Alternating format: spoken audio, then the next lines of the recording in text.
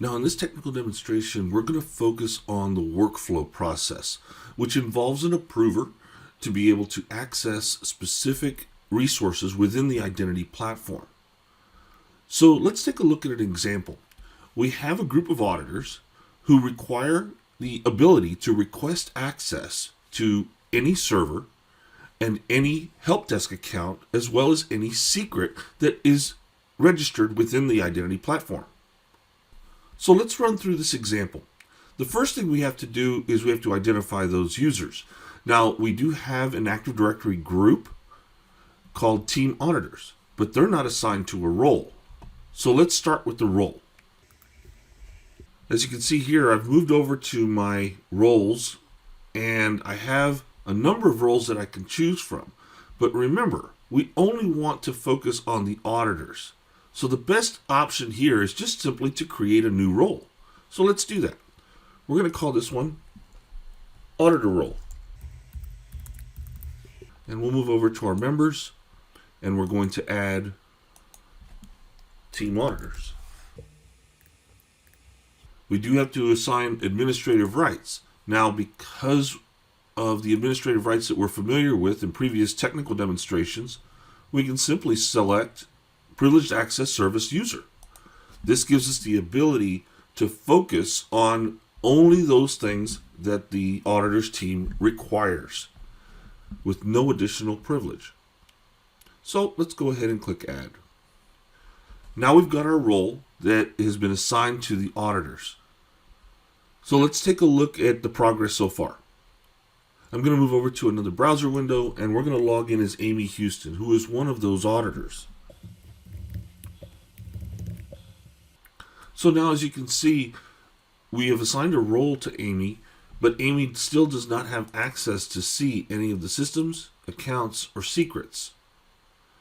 So let's make sure that that is available to Amy. So we'll move back over to Alex's browser window. Now the next step in this process is to identify what that privilege has to be for the auditors. Now, as we learned from the example, they need to be able to view any server and any help desk account, as well as any secret.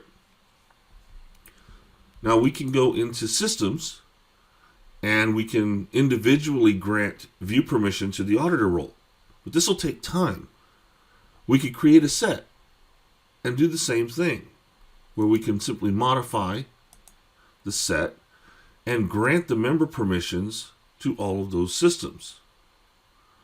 But as the environment continues to grow, we may forget to add servers to this set. So the logical conclusion would be to grant a global permission in this particular instance. So let's do that. If I come down to System Permissions under Access, I'm going to simply add the auditor's role here. And now we can determine what permissions Amy requires. Now remember, part of this process is the workflow. So the only privilege they require is the ability to see those systems. As systems continue to be added to the environment, the auditors will automatically have view permissions. But that's all they need right now. So we'll go ahead and click Save. Now that we've identified the systems, we need to identify the accounts. But we can't apply a global permission because we have accounts that are not just the help desk accounts. We have root accounts, administrator accounts, and other domain accounts in our environment. So this is where we'll use the set. So let's go up to our accounts under the resources menu. And let's identify the help desk accounts. Now I've already created a set for those accounts, as you can see here. So now I can simply modify this set and click Member Permissions. And once again, add the auditor's role. And once again, they only need the view permissions. We're not granting them checkout or login. This defeats the purpose of the workflow. We'll go ahead and save it. And now we'll move to the next step in the example, which was secrets. And we're going to perform the same steps as we did for accounts. We do have a set already in place for all of our secrets. So once again, we'll do the same thing. We'll modify it. We'll go over to member permissions and we'll add the auditor's role. Once again, we'll only grant view permissions. What this means is when we set up workflow for any one account or any one secret, they will have to request that type of privilege. So let's go ahead and save this. And let's go check and see how we've affected Amy so far. Now, if we go ahead and give this a quick refresh or a reload of the rights, you'll notice that now she can see secrets. She can see the help desk accounts, and she can see those systems. However, if we right-click on a secret, she doesn't have the ability to see it. She can't retrieve the secret at this point. And the same is true for accounts. At this point, all Amy can do is add the account to a separate set or verify the credential. But it doesn't give her any kind of access. So now let's go ahead and set up the workflow. In order to set up workflow for secrets, I'll open up the secret, in this case the license numbers, and we'll move over to workflow. And we'll go ahead and enable workflow, and now we need to add an approver. Now the approver can be the requester's manager or a specified user or role. We're going to go ahead and choose specified user or role, and we're going to click add. And we're going to add Alex Foster as the lone approver. Now it's very important to note that when you're selecting an approver, that approver must have an email address listed in their user profile. Without an email address, any requests that are made through the Centrify Identity platform will be automatically rejected. So from here, we're going to click add, and we're going to click save. Let's go ahead and do this for one of our help desk accounts. So we'll move over to accounts, and we're going to select DB Unix help desk. We'll go back over to workflow,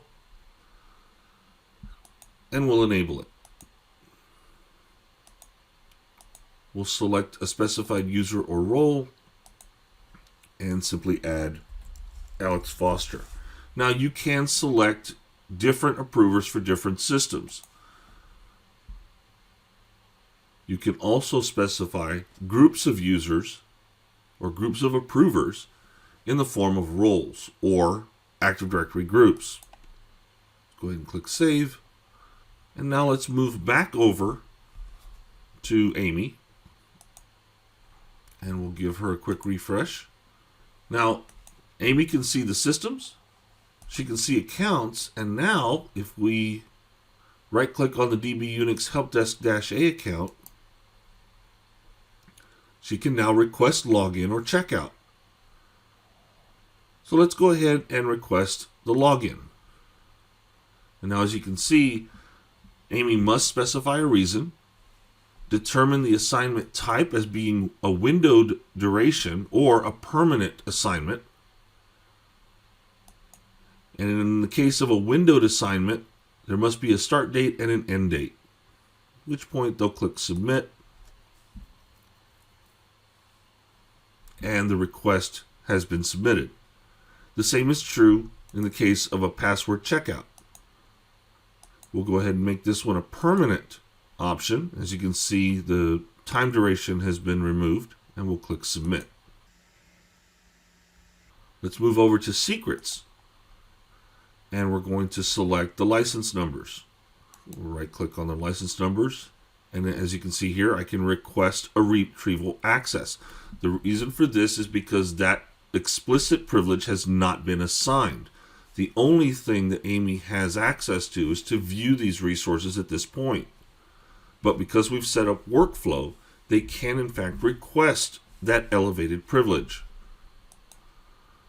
We'll go ahead and leave this intact and click submit. So now that we've submitted 3 requests, Amy can follow those requests by moving over to the Access menu under Requests. And as you can see here, the requests have been submitted. They've been submitted to the approver, and there's a current status of those particular requests. So let's move back over to Alex Foster and see how he's going to address these requests. So now, under the Access menu, Alex will return to Requests, and he sees the same requests that have come in. Let's go ahead and address them now. We'll start by addressing the login request. Amy Houston can log in with privilege, but the password cannot be revealed. So in this particular instance, the request for login would be approved. We'll go ahead and provide it for that windowed period of time, and we'll click Submit. As you can see now, that particular request has been approved. Let's move over to the password checkout. Now, according to company policy, password checkouts are reserved for the IT and security teams. Since Amy is an auditor, we can reject this particular request. So we're going to go ahead and click Reject. Now in the process, we can also provide a message. And now that we have our reason that it will be sent back to Amy, we'll go ahead and click Submit. And now that particular request has been rejected. Let's finally go ahead and look at the request for license numbers. This one appears to be fine. It doesn't violate any company policies, so we'll go ahead and approve this one as well. However, when we approve this particular request, we have, as an approver, we have another option.